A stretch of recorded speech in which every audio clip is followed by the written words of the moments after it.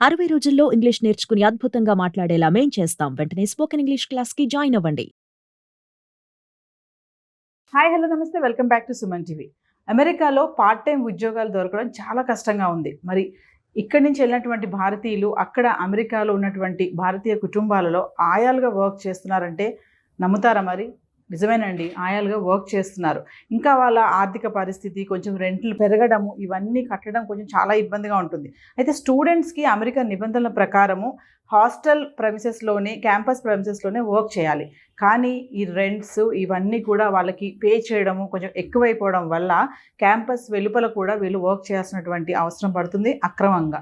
మరి దీనిపైన మరింత సమాచారం అందించడానికి ఈరోజు మనతో పాటు ఉన్నారు అసిస్టెంట్ ప్రొఫెసర్ రామకృష్ణ గారు. సార్తో మాట్లాడదాం. నమస్తే సార్. నమస్కారం అమ్మా. సార్, మనం చెప్పినట్టుగా పార్ట్ టైం ఉద్యోగాలు అమెరికాలో పార్ట్ టైం ఉద్యోగాలు చాలా కష్టమైపోతుంది. అంటే ఇదంతా కూడా ట్రంప్ ఎఫెక్ట్ అని అంటారా, ఇంపాక్టే అంటారా? లేదండి, ట్రంప్కి దీనికి అసలు ఏమాత్రం సంబంధం లేదు. ఎందుకయ్యా అంటే మనం ఇంతకుముందు కొన్నిసార్లు మాట్లాడుకున్నట్టు వాళ్ళకి ఆర్థిక మాంద్యం అనేది వచ్చింది. ఆర్థిక మాంద్యం వచ్చింది కాబట్టి జనరల్గా మరి జాబ్స్ అనేవి తగ్గిపోయాయి. ఒకటి. రెండోది, ఈ స్టూడెంట్స్ అక్కడికి వెళ్ళి పార్ట్ టైం చేయడం అనేది ఇప్పుడు ఈ విషయంపై మనం చాలా క్లోజ్గా అబ్జర్వ్ చేస్తున్నాం కాబట్టి వాళ్ళు ఏం పనులు చేస్తున్నారని ఇప్పుడు న్యూస్ పేపర్లో వస్తున్నాయి. లేదు అంటే వాళ్ళు పార్ట్ టైం చేయడం కానీ, లేదు క్యాంపస్ వెలుపల అది పార్ట్ టైం చేయడం అన్నది కానీ ఇది ఎన్నో సంవత్సరాలుగా వస్తూనే ఉంది. లీగల్గా అయితే ఏం చేయొచ్చు అంటే వాళ్ళు 20 hours per week లీగల్గా చేయొచ్చు. అది విత్ ఇన్ ద క్యాంపస్ అయితే వాళ్ళే ఇస్తారు. దాన్ని రకరకాల ఆప్షన్స్ ఉంటాయి అలాంటివి. అవి కాకుండా అందరికీ అవి రావు కదా, ఎందుకంటే అవి కొన్నే ఉంటాయి. సో అప్పుడు వీళ్ళు ఏం చేసేవాళ్ళు అంటే బయటికి వెళ్ళి గ్యాస్ స్టేషన్స్లోనో లేకపోతే ఇంకా రీటైల్ స్టోర్స్లోనో ఇలాంటి వాటిల్లో వర్క్ చేసేవాళ్ళు. అండ్ ఇంకొంతమంది ఏం చేసేవాళ్ళు అంటే వాళ్ళకి వచ్చిన ఏమైనా స్కిల్స్ ఏమైనా ఉన్నాయంటే అలాంటివి వాళ్ళు దాని ఏమంటారు రైటింగ్ అవ్వచ్చు లేకపోతే ఇంకేదైనా అవ్వచ్చు, అలాంటివి వాళ్ళు చేస్తూ క్యాష్లో తీసుకోవడం కానీ ఇలా చేస్తూ వాళ్ళు ఎంతో కొంత సంపాదించేవాళ్ళు. చాలా మటుకు ఎలా ఉండేదంటే ఇట్ వాజ్ సఫిషియంట్. వాళ్ళకి అక్కడ బతకడానికి సరిపోయేంత డబ్బులు లేదా ఇంకొంచెం ఎక్కువే వచ్చేవి. ఎంత మంచి రోజులు ఉంటే అన్నీ బాగానే ఉంటాయి. ఇప్పుడు ఏమైందంటే ఇప్పుడు 2 రకాల ప్రాబ్లమ్స్ వచ్చాయి. అంటే బయట పార్ట్ టైం జాబులు తగ్గిపోయాయా అంటే కొంతవరకు తగ్గిన మాట నిజమే, కానీ సెక్యూరిటీ పరంగా కొన్ని ఇబ్బందులు వస్తున్నాయి. మీరు సరిగ్గా గమనించారో లేదో, గత సంవత్సరంన్నరగా భారతీయుల మీద దాడులు బాగా పెరిగాయి. ఎస్పెషల్లీ ఈ గ్యాస్ స్టేషన్స్లో కానీ రీటైల్ స్టోర్స్లో కానీ ఇలాంటి వాటిల్లో పనిచేస్తున్న వాళ్ళ మీద సడన్గా ఎవరో వచ్చి గన్తో కాల్ చేయడం కానీ లేకపోతే అక్కడ దోపిడీ చేసేయడం కానీ ఇలాంటివి జరుగుతున్నాయి. దానివల్ల ఏంటంటే బయటికి వెళ్ళే పరిస్థితి కొంచెం కష్టంగా ఉంది. ఎందుకంటే వాళ్ళకి వాళ్ళ జీవితం ప్రియమే కదా, ఇంత దూరం వెళ్ళి ఎందుకు చేస్తున్నారు, ఏదో ఒకటి సాధించాలని. అలాంటి టైంలో అక్కడికి వెళ్ళి ఇలా దిక్కులేని ఇవి కష్టమైన పరిస్థితులు అండి. అందుకని చాలామందికి ఏంటంటే అదొక రకమైన బెరుకు వచ్చింది. కొన్ని ఏరియాల్లో అయితే ఇది ఇంకా నడుస్తుంది. అందువల్ల ఏం చేశారంటే ఇంకా ఆల్టర్నేటివ్స్ చూసుకుంటున్నారు. అది. రెండో విషయం ఏంటంటే మనకి సాఫ్ట్వేర్ ఎవరైతే అక్కడ ఉంటారో ఇద్దరు వేజ్ ఎర్నర్స్, వాళ్ళకి ఏమైంది, ఇంతకుముందు వర్క్ ఫ్రమ్ హోమ్ అనేది చాలా ఇదిగా ఉంది. కానీ స్లోగా కంపెనీస్ కూడా మీరు రావాల్సిందే తప్పదు, ఇంకా వచ్చి చేయాల్సిందే ఆఫీస్కి అనేసరికి వీళ్ళకి ఆ రిక్వైర్మెంట్ వచ్చింది. సరే అదేదో అంటారు చూడండి, వైద్యుడు ఇచ్చింది రోగి కోరింది ఒకటే అయింది అన్నట్టు, వీళ్ళకి సరైన సమయంలో వీళ్ళకి ఇబ్బందులు అవ్వడంతో వీళ్ళు కమ్యూనిటీ అంతా కొంచెం క్లోజ్గా ఉంటుంది కాబట్టి ఏదో రకంగా వాళ్ళు ప్రయత్నించి అక్కడ చేస్తున్నారు. ఒక రకంగా చాలా మంచిదే. ఎందుకయ్యా అంటే చాలా మంచి ఎన్వైరన్మెంట్లో ఉంటున్నారు వాళ్ళు. ఎవరో వచ్చి కాల్ చేస్తాడని భయం లేదు, దోపిడీ చేస్తాడని భయం లేదు, ఏమీ లేదు, భాష ఇవి టెన్షన్లు లేవు. అండ్ మోరార్లెస్ మన వాళ్ళు ఉన్నారు అంటే కాస్త అక్కడ ఒక పూట పిలిచి భోజనం పెట్టడం కూడా గొప్పే. అంత అంటే మన మర్యాదలు పోయాయని కాదు, అంత కుదరదు. అక్కడ లైఫ్ స్టైల్కి ఎవరినో పిలిచి భోజనం పెట్టాలంటే అంత కుదరదు. కానీ ఇప్పుడు ఏమవుతుంది, వాళ్ళు వస్తే 8 గంటలో 10 గంటలో వీళ్ళు చూసుకోవాల్సి ఉంటుంది. అది చూసుకున్నందుకు గాను తిండితో సహా దాన్ని ఏమంటారు ఇది చేస్తారు. లేదా కొంతమందికి అమ్మాయిలకైతే దాన్ని ఏమంటారు ఉండడానికి కూడా ఇచ్చి డబ్బులు ఇవ్వరు, అంతే. ఉండడానికి ఇస్తారు, తిండి పెడతారు, ఇది చాలు, ఇంతకు మించి ఏం కావాలి.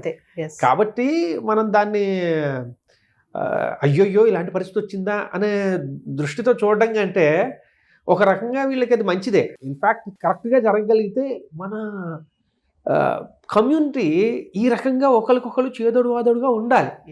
ఉన్నప్పుడు ఏమవుతుందంటే అందరూ చాలా హ్యాపీగా ఉంటారు, వీళ్ళకి కొత్త పరిచయాలు ఏర్పడతాయి, అప్పుడు సర్వేజన సుఖినో భవంతు. కాబట్టి ఇది మంచిదే. అది అయ్యో ఇలా చేస్తున్నారా అంటే మరీ బాగుంది. ఇంతకుముందు గ్యాస్ పంప్లో పెట్రోల్ కొడుతుండేవాడో, లేకపోతే అక్కడ క్లర్క్గా పనిచేస్తుండేవాడో, ఇంకేమైనా పనులు చేస్తుండేవాడు. ఏవి డిగ్నిటీ ఆఫ్ లేబర్ అండి. ఏ పని తక్కువ కాదు, ఇది కూడా తక్కువ కాదు. మనకేంటంటే ఎక్కువ మంది ఉండేసరికి జనాలు మనకి చాలా పనులు ఇదొక ఉద్యోగం అన్నట్టుగా తెలియదు. 20 ఏళ్ల క్రితం ఎవరైనా దగ్గరికి వెళ్ళి ఏమంటే నేను మీ పిల్లల్ని చూస్తాను అన్నారనుకోండి, ముందు వాడిని తరిమి కొట్టేవాళ్ళు, పిల్లల్ని ఎత్తుకెళ్ళిపోతున్నారని. ఇప్పుడు వాళ్ళంతా వాళ్ళే స్వచ్ఛందంగా వచ్చి ఇచ్చేస్తున్నారు. అలాంటిది అక్కడ పరిస్థితి ఆలోచించుకోండి. అక్కడ ఇంకా బిజీ లైఫ్ స్టైల్ ఉంటుంది కాబట్టి ఇది సాధారణం, మంచిది.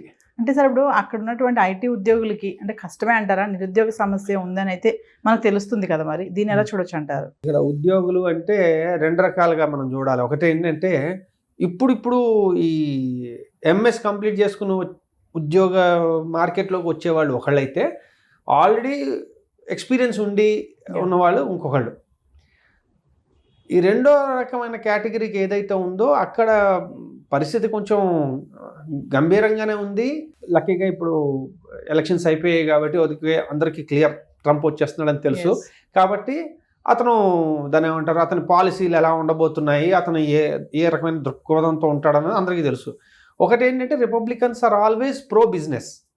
వారు బిజినెస్ని ఎలా అభివృద్ధి చేయాలన్న దీంతో వాళ్ళు చూస్తారు. ఏ రకంగానూ దాన్ని ఏమంటారంటే ఈ విషయంలో అయితే మాత్రం కన్ఫర్మ్. కాబట్టి ఇన్వెస్ట్మెంట్స్ అవి ఇంప్రూవ్ చేసి అమెరికాని అభివృద్ధి పదంలో ఎలా నడిపించాలనే దృష్టితోనూ వాళ్ళు ఆలోచిస్తారు. కాబట్టి బిజినెస్ అంత భయపడాల్సిన అవసరం లేదు, మెల్లగా పుంజుకోవచ్చని ఆశించవచ్చు. కాబట్టి ఈ చిన్న ఒడిదొడుకులు ఏవైతే ఉన్నాయో, కొంతమంది ఉద్యోగాలు పోయి ఆ బెంచ్లో ఉండడమో లేదంటే ఇంకేమైనా రకాలు ఉన్నవి కూడా మెల్లగా సర్దుకోవచ్చనే మనం అభిప్రాయపడచ్చు. ఎందుకంటే ఏనాడు ఆయన ఎవరిని టార్గెట్ చేసి ఇదిగో ఈ మొత్తం కంపెనీలు మూయించేస్తాం లేకపోతే ఇంక ఇది ఇలా చేస్తాం అనేది ఏనాడు లేదు. Is always pro business. He himself is a business man. కాబట్టి బిజినెస్ బాగానే ఉంటుంది. అయితే సార్ మరి అక్కడే పుట్టి అక్కడే పెరిగిన వాళ్ళకు కూడా ఉద్యోగాలు కష్టమే అంటే ఏమంటారు? మరి ఏమి లేదు, వాళ్ళు అమెరికన్ సిటిజన్స్ అండి. వాళ్ళ గురించి మనం ఇంకా భారతీయులు అనుకుంటున్నాం కానీ ఒక రకంగా చెప్పాలంటే వాళ్ళు అమెరికన్ సిటిజన్స్. ఇప్పుడు భారతదేశంలో దాని ఏమంటారు, ఆర్థిక మాంద్యం వచ్చింది, ఉద్యోగాల కొరత వచ్చింది అనుకోండి, ఏం చేస్తున్నాం? భారతదేశంలో ఉంటున్నాం, కొన్నాళ్ళు ఫైట్ చేస్తాం, తర్వాత మళ్ళీ ఉద్యోగాల్లో జాయిన్ అవుతాం. వాళ్ళు అంతే. అయితే ఏంటంటే మనకి ప్రతిదీ దాని ఏమంటారు ఈ అర్థంలో చూస్తాం అన్నమాట, భారతీయులు భారతీయులు భారతీయులు అని.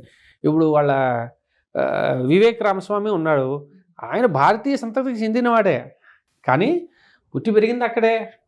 ఓకే, ఆయన భారతీయ మూలాలు ఉండడం వల్ల భారతీయ తత్వాన్ని చాలా గట్టిగా జీర్ణించుకోవడం వల్ల భారతీయుడు అని అనుకుంటున్నాం. కానీ అతను మొట్టమొదటి ఆలోచించేది ఎప్పుడూ అమెరికా ఫస్ట్. కాబట్టి వాళ్ళందరూ అమెరికన్స్ అండి, కాబట్టి భారతీయుల్లా కనబడుతున్నారు అంతే. కాబట్టి మనం ఏదో ఆందోళన పడుతున్నాం, వాళ్ళకి అదేం లేదు. వాళ్ళ దేశం అది, వాళ్ళు అక్కడి నుంచి ఎక్కడ పారిపోతారు. కాబట్టి ఇంకేమీ లేదు. సార్ ఇప్పుడు మీరు H1 గురించి చెప్పారు, అక్కడే ఉంటున్న వాళ్ళ గురించి మాట్లాడారు. ఓకే, అక్కడే పుట్టి అక్కడే చదువుతున్న వాళ్ళ గురించి చెప్పారు. మరి ఇక్కడి నుంచి ఎంఎస్ చేయడానికి అక్కడికి వెళ్తారు కదా, మళ్ళీ వాళ్ళ పరిస్థితి ఏంటి? మొట్టమొదట ఏమవుతుందంటే ఈ ఎంఎస్ చదువుతున్నప్పుడు వాళ్ళు కరికులంలో భాగంగా వాళ్ళు బయటికి వెళ్ళి ఎంతో కొంత ప్రాక్టికల్ ట్రైనింగ్ అనేది పొందవచ్చు. దాన్ని CPT అంటారు, కరికులర్ ప్రాక్టికల్ ట్రైనింగ్. సో 1వ సెమిస్టర్ అయిపోయిన తర్వాత కానీ 2వ సెమిస్టర్ అయిపోయిన తర్వాత కానీ అక్కడ దగ్గరలో ఉన్న కంపెనీల్లో వాటిల్లో పెయిడ్ కానీ అన్పెయిడ్ కానీ ఇంటర్న్షిప్లు వాళ్ళు చేసుకోవచ్చు. ఎందుకంటే వాళ్ళకి అనుభవం రావాలి, అలాగే ఏమైనా సంపాదించుకోగలిగితే అది సంపాదన అనేది మెయిన్ కాదు, అందులో మేజర్ అనుభవం సంపాదించడం కోసం. దాని తర్వాత OPT అని ఉంటుంది. OPTలో ఏమవుతుంది అంటే ఎంఎస్ కంప్లీట్ అయిపోయిన తర్వాత 1 సంవత్సరం పాటు వీళ్ళు ఎక్కడైనా పెయిడ్ కానీ అన్పెయిడ్ కానీ ఇంటర్న్షిప్స్ చేయొచ్చు. ఇది చేయడం వల్ల ఏంటంటే వాళ్ళకి నాలెడ్జ్ అది వస్తుంది. ఫుల్ ఫ్లెడ్జ్డ్ ఎంప్లాయీస్ కాదు వీళ్ళు, జాబ్ ఇంకా రాలే, ఎందుకంటే ఎవరు H1B స్పాన్సర్ చేయలేదు. అలా చేయలేని పరిస్థితుల్లో ఓకే H1B స్పాన్సర్ చేసేసారు, సంతోషం, ఇంకా అప్పుడు ఇవన్నీ ఉండవు. అవన్నీ జనరల్గా అంత ఇదిగా అవ్వనప్పుడు వీళ్ళు సంవత్సరం పాటు OPTలో ఉంటారు. OPT ఉన్న తర్వాత సంవత్సరం అయిపోయిన తర్వాత మళ్ళీ ఇంకొక 2 సంవత్సరాలు దీన్ని ఎక్స్టెండ్ చేసుకునే అవకాశం ఉంది. ఓకే. ఓకే, ఆ ఎక్స్టెండ్ చేసుకున్నా కూడా సేమ్ ఇవే నిబంధనలు వర్తిస్తూ ఉంటాయి. అంటే H1Bలో వాళ్ళు లేరని అంటే ఏమిటి, ఎంఎస్ అయిన 3 ఏళ్ళ దాకా వీళ్ళు ఎలాగో అలాగా కింద మీద పడి అక్కడ ఉండే అవకాశం ఉంది. ఉండి ఇలా చేసుకుంటూ ఉంటారు అక్కడ ఉండడం కోసం. అది అయిన తర్వాత ఉదాహరణకి H1B రాలా, ఎవరు ఇవ్వలా, వీళ్ళు ఏం చేస్తున్నారు, ఇంకో ఎంఎస్లో ఎన్రోల్ అవుతున్నారు. ఓకే. లేకపోతే పిహెచ్డీలో ఎన్రోల్ అవుతారు. అప్పుడైతే ఏమైంది, మళ్ళీ మొదలు మీరు ఇంకా స్టూడెంట్ అయిపోయారు అంటే ఇంక మళ్ళీ మొదలైంది. పిహెచ్డీలో అనుకోండి మోరార్లెస్ ఏమవుతుందంటే పిహెచ్డీ అంతా పెయిడ్, సో యూనివర్సిటీ స్పాన్సర్ చేస్తుంది. వీళ్ళకి ఆ మాత్రం దాన్ని ఏమంటారు ఫోకస్ ఉండి కొంచెం నాలెడ్జ్ ఉంది అంటే అక్కడ పిహెచ్డీ రావడం కొంచెం సులువే. కొంచెం మంచి ప్రొఫెసర్ల దగ్గర మీరు మంచి ఇది ఇంప్రెషన్ ఉండి మీరు కొంచెం నాలెడ్జ్ ఉంది, వాళ్ళ ఏరియా ఆఫ్ రీసెర్చ్లో మీరు ఎంతో కొంత కంట్రిబ్యూట్ చేయగలరు అనగానే పిహెచ్డీలు ఇస్తారు. పిహెచ్డీ వచ్చింది అంటే ఇంకా జనరల్లీ సైన్సెస్లో మనం మాట్లాడుకుంటుంది స్టెమ్లో కాబట్టి స్టెమ్లో ప్రతి ప్రొఫెసర్ దగ్గర కొంత ఫండ్ ఉంటుందన్నమాట. వాళ్ళు ప్రాజెక్టులు తెచ్చుకుంటారు కాబట్టి సో వాళ్ళ దగ్గర ఉన్న ఫండ్ని బట్టి వాళ్ళు స్టూడెంట్స్ని తీసుకుంటారు వాళ్ళ కింద. సో పిహెచ్డీ వచ్చిందంటే మళ్ళీ 4 ఏళ్ళు, మినిమం 4 ఏళ్ళు. 4 ఏళ్ళ నుంచి ఇంకెన్ని సంవత్సరాలు ఆ ప్రొఫెసర్కి చిరాకేసేసి ఎప్పుడు పంపిద్దాం అనుకుంటాడో అప్పుడు మీకు ఇస్తాడు.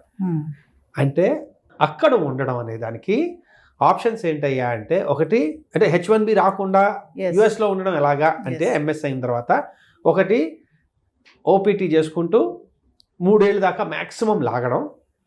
3 ఏళ్ళలో కూడా రాలేదు అంటే కాస్త దాన్ని ఏమంటారు నాలెడ్జబుల్, కాస్త సీరియస్ ఎకడమిక్స్ మీద సీరియస్గా ఉన్న వాళ్ళు పిహెచ్డీలో ఎన్రోల్ అయిపోయారంటే ముందుకు వెళ్ళిపోతారు. మళ్ళీ ఒక 4 ఏళ్ళు 5 ఏళ్ళు 6 ఏళ్ళు వాళ్ళు అదృష్టాన్ని బట్టి లేకపోతే వాళ్ళ సీరియస్నెస్ని బట్టి అన్ని సంవత్సరాలు ఉంటారు. లేదు పిహెచ్డీ రాలేదు, కొంతమంది ఏం చేస్తుంటారంటే ఎంఎస్కి వెళ్ళిపోతారు. మళ్ళీ ఇంకొక ఎంఎస్ అంటే ఇది ఏరియా కాదు ఇంకో ఏరియాలో ఎంఎస్ చదువుతున్నా అని చెప్పుకుంటారు. అది కూడా సేమ్, అక్కడ ఒక్కసారి అందులో దూరిపోయాము అంటే ఇంక అక్కడి నుంచి ముందుకు వెళ్తూ ఉంటారు. సో ఇలాగ మీరు ఎక్స్టెన్షన్ చేసుకుని ఉండడానికి అయితే అవకాశం ఉంది. H1B ఒకప్పుడు వచ్చేంత సులువుగా ఇప్పుడు రావట్లా. ఒకటి లాటరీ సిస్టము కాబట్టి ఆ లాటరీ వచ్చేదాకా మనవాడు ఉండాలి, లేదా ఇలా కంటిన్యూ చేసుకుంటూ ఉండాలి. లేదు అమ్మో నాకు పెళ్ళి అయిపోవాలి, నేను ఇంకా ఇక్కడ ఉండలేను, ఇలాగ మేనేజ్ చేయలేను అనుకుంటే ఇంకా మనకు వెనక్కి రావడమే అంతే, ఇంకొక ఆప్షన్ అయితే లేదు. సార్ ఓవరాల్గా చూసుకుంటే ఈ వీసా ప్రాసెస్లో స్కామ్స్ కూడా ఉంటాయంటారా? చాలా పుష్కలంగా ఉంటాయి. కాకపోతే నేను మీకు ఒక రకమైన స్కామ్ గురించి చెప్తా, ఎందుకంటే మనం మాట్లాడుకుంటోంది విద్యార్థులు వారికి భవిష్యత్తుకు సంబంధించింది కాబట్టి ఇది చాలా ఉపయోగపడుతుంది కాబట్టి చెప్తున్నాను. ఇది ఏమవుతుందంటే ఇందాక నేను ఎంఎస్కి వెళ్తారు అనే ఒక విషయం చెప్పాను చూడండి, అక్కడ కొన్ని యూనివర్సిటీలు ఉన్నాయి, అవి పేరుకు యూనివర్సిటీలు. ఓకే, అక్కడికి వెళ్ళారంటే ఒక చిన్న బిల్డింగ్ ఏదో ఉంటుంది. మన ఊళ్ళల్లో చూడండి చిన్న బిల్డింగ్లో మొత్తం కాలేజు యూనివర్సిటీ అన్నీ ఉంటాయి చూడండి, అలాంటిది అనమాట. అందులో మీరు వెళ్ళారంటే 95% నుంచి 99% మంది కేవలం ఇండియన్సే ఉంటారు. ఆ ఉన్న వాళ్ళల్లో అత్యధిక శాతం తెలుగు వాళ్ళే, ఆంధ్ర తెలంగాణ వాళ్ళు మాత్రమే ఉన్నారు. నేనేదో ఎవరిని కించపరచడం కాదు, అక్కడ ఉన్న నెంబర్స్ అవి, ఉన్నదంతా ఆంధ్ర వాళ్ళు తెలంగాణ వాళ్ళు, అంటే తెలుగు వాళ్ళు తప్పించి ఇంకా ఆ రేంజ్లో అక్కడ ఎలా అయినా ఉండిపోవాలనే ఇది అయితే మిగిలిన వాళ్ళు లేరు. కాబట్టి వీళ్ళు ఏం చేస్తారంటే ఈ రకమైన యూనివర్సిటీస్లో వీళ్ళు ఐదర్ ఇక్కడి నుంచి డైరెక్ట్గా అడ్మిషన్ పొందడం కానీ, లేదా అక్కడ ఇంకెలాగోలా బతకాలి అని చెప్పి ఆ మునిగిపోతున్న వాడికి చిన్న కర్ర మొక్కలాడేది అనమాట అది. కాకపోతే అవన్నీ ఫ్రాడ్ యూనివర్సిటీస్ అని చెప్పి వాళ్ళు ఆల్రెడీ లిస్ట్ ఆఫ్ దీనిలో ఉన్నాయి. వీళ్ళు అయితే చూసుకోకుండా వెళ్ళడం వాళ్ళు, అంటే ఇక్కడి నుంచి డైరెక్ట్గా వెళ్ళిన వాళ్ళకి పాపం తెలియకపోవచ్చు, అక్కడ ఉన్న వాళ్ళకి తెలిసి కూడా అందులోకి వెళ్ళచ్చు. ఇది ఏమవుతుందంటే ఎప్పుడు వేటు పడుతుందో తెలియదు, పడిందా ఇంక మరి వీళ్ళ పని అయిపోయినట్టే, డిపోర్టేషన్.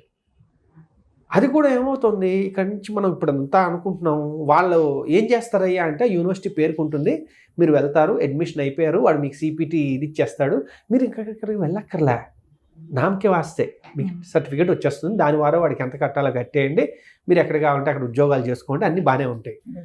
ఇలాంటివి చాలా ఇన్స్టెన్సెస్ ఉన్నాయి. వాళ్ళు యుఎస్ గవర్నమెంట్ వాళ్ళు పట్టుకుని అవి యూనివర్సిటీలు క్లోజ్ చేయించి మన వాళ్ళందరినీ స్టూడెంట్స్ అందరినీ వెనక్కి పంపించి, లేకపోతే అక్కడే ఉంటారంటే వాళ్ళకి కాళ్ళకి ట్యాగ్స్ వేసి ఇవన్నీ చేసి ఇవన్నీ స్టోరీ వచ్చినప్పుడు అయ్యో అమ్మో అబ్బో అయ్యో అని బాధపడుతూ ఉంటాం. కానీ మనం ఇంత దూరం వెళ్తున్నప్పుడు ఒకసారి ఆలోచించుకోవాలండి. ఎందుకంటే పిల్లలు చాలా క్షోభపడతారు ఆ సమయంలో, కానీ అంతకన్నా ఎక్కువ ఇక్కడ తల్లిదండ్రులు ఇంకా ఎక్కువ బాధపడతారు. ఎంత డబ్బు ఖర్చు పెట్టి ఇన్ని చేసినప్పుడు కొంచెం ఆలోచించి సరైన నిర్ణయం తీసుకోవడం ఉత్తమం. ఎలాగైనా వెళ్ళిపోవాలి అనుకుంటే పర్యవసనాలు ఇలా ఉంటాయి. అందుకని ఈ రకమైన యూనివర్సిటీస్, మనకు ఉన్న యూనివర్సిటీస్లో ఇది నిజమైన యూనివర్సిటీయా, ఫ్రాడ్ యూనివర్సిటీయా, దీనివల్ల దాని ఏమంటారు, మనకి ఏమన్నా మన పిల్లలకి భవిష్యత్తు ఎలా ఉండబోతోంది, ఏమైనా కష్టాల్లోకి వెళ్తాడనేది కొంచెం చూసుకోవడం అనేది చాలా అవసరం అండి. సో స్కామ్స్ అయితే ఖచ్చితంగా ఉంటాయి. ఇప్పుడు మీరు చెప్పినట్టుగా చూసుకుంటే చాలా రకాల స్కామ్లు ఉన్నాయి. కాకపోతే మనం ఎడ్యుకేషన్కి సంబంధించి మాట్లాడుతున్నాం కాబట్టి ఈ స్కామ్ అనేది చాలా స్పెషల్గా మనం మాట్లాడుకోవాలి. పిల్లలు ఆ డెస్పరేషన్లో ఉండకూడదు. ఎస్, అది. Thank you sir. ఓకేనమ్మా.